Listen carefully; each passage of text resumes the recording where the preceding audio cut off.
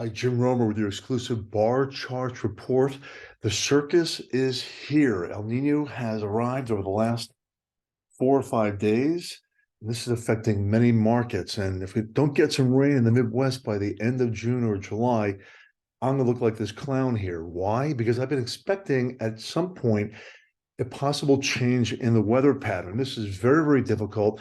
Sorry to all the farmers out there, Eastern Nebraska, Iowa, uh, parts of Illinois, definitely central Illinois, are in a drought situation right now. Of course, the big question you're all asking yourself right now is, do you hedge corn and beans at these prices? Will prices go another 10, 20, 30% higher over the course of the summer, as we see close to 100% now of the grain belt is in some kind of slight to severe drought after excellent planting weather. My bearish attitude a month or so ago on fabulous weather for planting, things have gotten much more serious. Indiana did get some great rains last week and over the weekend. And Nebraska and parts of Iowa will see maybe a quarter to an inch of rain into Missouri, western Iowa, and eastern Nebraska, thank goodness, this weekend. But will this drought continue? Let's talk about El Nino today. This is going to take a little bit of time, so stay with me. First of all, let me just explain that in almost every major drought, whether it was La Nina or El Nino since the 1970s. Look at that in red and yellow, the Midwestern drought, an explosion in grain prices during June, July, or August. We had a cool trough off the West Coast, very cool weather, and a Midwestern dome.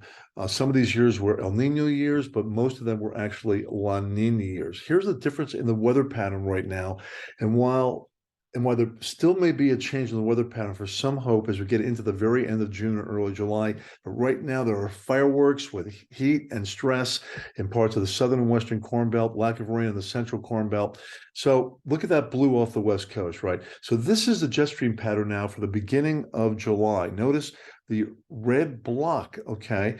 Some of that's actually been brought on by the Canadian forest fires building the ridge up across Canada. See that red block versus historically what happens in July with severe droughts is this, a cool trough off the West Coast. This could mean that fronts may sag south deeper in June or July. It's a very, very complicated situation. In my opinion, I know a lot of people don't believe in it, is partly climate change that we have droughts during an El Nino situation when 80% of all El Ninos don't have a continuation of droughts over the Midwest. La Nina usually does, right? These are the glaciers. I'm in Garmisch, Germany for the summer, folks. Look at the snow and ice near my head there. 10, 15 years ago, at around 12 or 13,000 feet, the entire mountain was covered with snow. Record warming oceans, warm oceans release heat into the atmosphere and build ridges and domes. And that's what the market's getting concerned about right now. Again, typically during El Nino situations, you have, look at that, drought over India that's helped to support sugar prices here recently, as well as over my shoulder there. Look at the blue, normal to above normal rainfall in July over the northern and western and some central Corn Belt states. Only 2 years really in the last 30 to 40 years had droughts during El Nino. That was 1976 and 1983. Most saw an improvement in the month of July. And that's why I have not been ready to just bite the bullet yet of a major bull market all summer long. But obviously, farmers, folks, sorry, this is a serious situation. Grain prices are going up. Will that grain market continue to explode? We advise you to subscribe to Weather Wealth. I have farmers and clients all over the world, traders that are paying very, very close attention right now to my forecast and what's happening. We're building risk to reward into the market right now with the whole summer still ahead of us.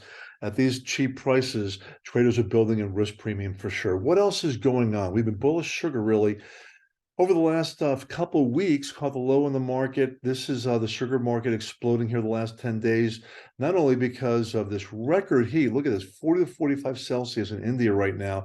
They're the biggest export of sugar in the world. If that drought continues into July and August, sugar could go to 30 cents. But also it's been very, very wet in parts of Brazil, and they're trying to harvest sugar right now.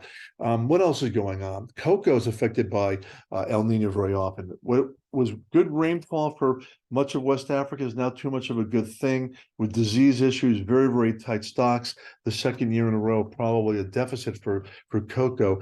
The most important time of the year will be during the winter with the Harmattan wind.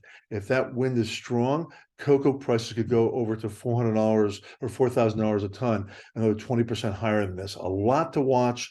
One of the markets that tends to go down 70% of the time during El Nino, that tends to be cotton prices. Cotton prices usually go down. Here's a better picture of that.